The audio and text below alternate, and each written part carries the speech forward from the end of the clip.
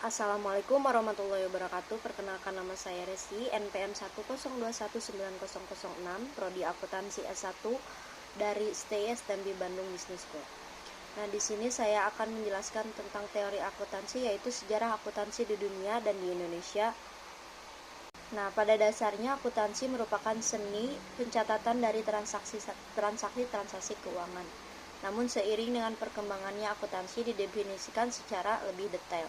Akuntansi adalah mengidentifikasi pengukuran, pencatatan, dan pelaporan transaksi ekonomi keuangan dari suatu organisasi yang dijadikan sebagai informasi untuk pengambilan keputusan ekonomi oleh pihak-pihak yang memerlukan pengertian. Ini juga dapat melingkupi menganalisis atas laporan yang dihasilkan oleh akuntansi tersebut. Sejarah perkembangan akuntansi di dunia mengutip modul ekonomi terbitan Kemdikbud, yaitu sejarah perkembangan akuntansi di dunia dibagi menjadi 4. Yang pertama, sejarah lahirnya praktik akuntansi dalam kehidupan manusia. Yang kedua, sejarah sistem pencatatan akuntansi. Yang ketiga, perkembangan ilmu akuntansi. Yang keempat, yaitu perkembangan akuntansi di Indonesia. Nah, mengenai sejarah lahirnya praktik akuntansi, riwayatnya bisa dilacak sejak masa Mesir kuno pada tahun 3200 sebelum Masehi. Saat itu telah dikenal dua teknik, yaitu akuntansi yang berlaku pada masa yang bersamaan. Teknik pertama adalah jenis koin dengan bentuk tertentu yang disimpan dan ditandai serta kemudian dimasukkan ke dalam amplop. Sementara teknik yang kedua yaitu menggunakan jenis token yang disimpan dalam bentuk lebih besar dengan berbagai jenis yang lebih kompleks dibandingkan dengan koin. Nah, selain itu, berdasarkan penjelasan dalam buku Teori Akuntansi 2005, catatan mirip akuntansi juga ditemukan di reruntuhan tembok bangunan dari peradaban Babilonia yang diperkirakan ditulis pada tahun 4000 sebelum Masehi. Catatan akuntansi dalam bentuk sederhana juga ditemukan pada sisa-sisa peninggalan peradaban Yunani kuno dan Roma kuno. Namun akuntansi pada ratusan abad silam tersebut masih bersifat pencatatan dalam bentuk yang pencatatan dan belum dapat disebut sebagai ilmu akuntansi. Baru kemudian pada tahun 1494 pencatatan akuntansi lebih sistematis diperkenalkan oleh Luca Fiacolo, seorang ahli matematika berkebangsaan Italia. Nama lengkapnya yaitu Fra Luca Bartolomeo de Facilio, dan seiring pula disebut dengan Luca Facilio. Luca memperkenalkan dua bagian pencatatan. Pertama, kegiatan pencatatan penarikan pajak atau sewa. Nah, yang kedua, kegiatan pencatatan perjalanan perdagangan per satu kali jalan. Nah, kegiatan itu dicatat dengan teratur dan berkelanjutan. Sistem pencatatan yang diperkenalkan oleh Luca itu yang disebut dengan sistem pembukuan berpasangan, yaitu double entry. Kegiatan pencatatan itu juga mengalami Luca untuk menulis buku yang berjudul Summa de Arithmetica Geometria Proportion terus et Proportionalita. Buku ini menjelaskan tentang pembukuan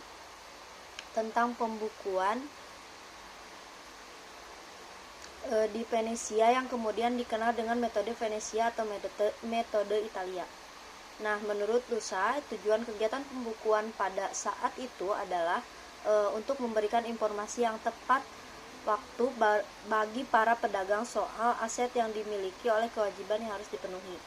Nah, meskipun begitu, kembali mengutip buku Teori Akuntansi 2005, Luca Facciolo sebenarnya bukan seorang pertama yang menemukan sistem pembukuan double entry accounting, sebab Luca mengakui bahwa sistem tersebut sudah berkembang paling tidak 100 tahun untuk Venesia ketika dia menulis bukunya. Nah, sistem akuntansi yang diperkenalkan oleh Luca Pacioli bahkan sudah dikenal jauh sebelum hal ini, karena matematika dan sistem angka sudah dikenal peradaban Islam dan India berbeda abad sebelumnya, setidaknya mulai abad ke-9 Masehi. Penggunaan sistem akuntansi yang lebih sistematika di Eropa juga mulai meluas pada akhir abad dan digunakan di negara-negara tersebut. Pada masa itu, laporan laba rugi mulai dibuat secara tahunan yang lalu mendorong perkembangan penyusunan neraca rutin pada jangka waktu tertentu. Nah, perkembangan akuntansi semakin pesat usai terjadi revolusi industri Eropa yang tumbuhnya industri membuat kebutuhan dan informasi biaya produksi semakin tinggi. Nah, kemudian mendorong kemunculan akuntansi biaya untuk melengkapi administrasi keuangan yang sudah ada sebelum, yakni laporan laba rugi dan neraca. Buku Robert Hamilton yang berjudul Introduction to Merchandise 1798 menjadi sumber otoritatif pertama yang menurut informasi mengenai akuntansi biaya. Kemudian perkembangan ilmu akuntansi menjadi semakin kompleks pada abad ke-19, yakni saat depreciation accounting atau depresiasi dianggap biaya, dan industri akunting mulai dikenal luas. Seiring dengan tumbuhnya pesat industri di dunia barat, akuntansi pun berkembang di Amerika Serikat dan Eropa memasuki abad ke-20. Memasuki abad ke-20, akuntansi yang dipraktikkan di Inggris dan AS berkembang menjadi dua cabang. Nah, yakni finansial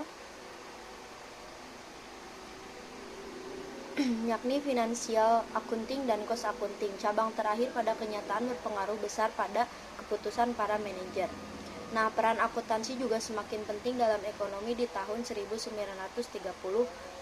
New York Stock Exchange dan American Institute of Certified Public Account membahas dengan menetapkan prinsip-prinsip akuntansi bagi perusahaan-perusahaan yang sahamnya terdapat di bursa saham. Yang kedua yaitu saham perkembangan akuntansi di Indonesia. Di Indonesia, akuntansi disinyalir telah dikenal sejak tahun 1642. Namun bukti jelas soal adanya penerapan akuntansi di tanah air baru ada dalam pembukuan Amphion Society yang berdiri di Jakarta tahun 1747.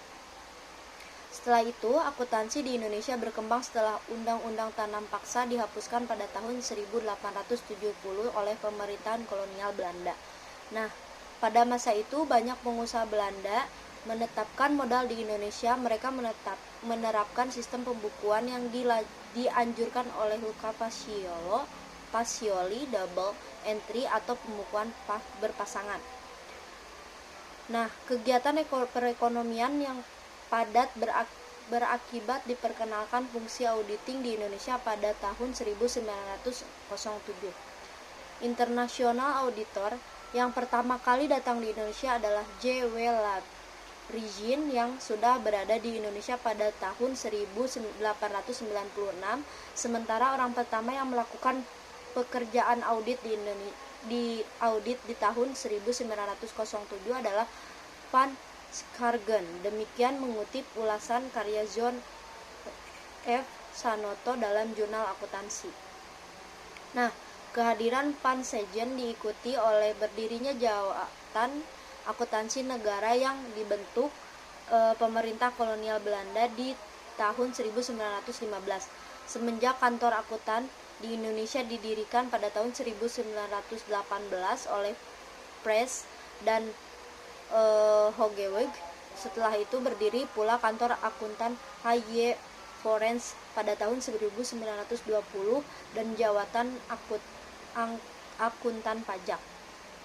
Nah, pada tahun 1929 terdapat orang Indonesia pertama yang tercatat bekerja di bidang akuntansi.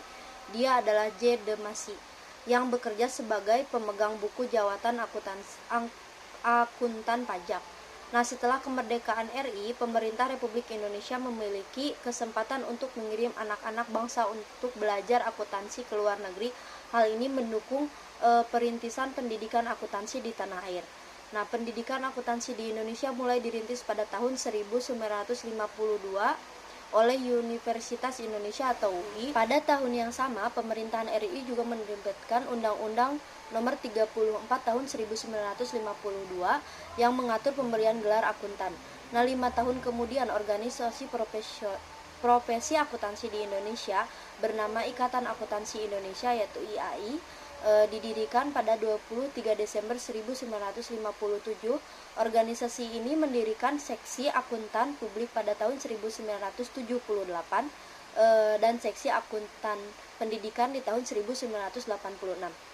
Nah, pemerintahan RI juga mengeluarkan Undang-Undang Penanaman Modal Asing di tahun 1967 dan Undang-Undang Penanaman Modal Dalam Negeri tahun 1968 yang mendorong pendiriannya perusahaan-perusahaan baru.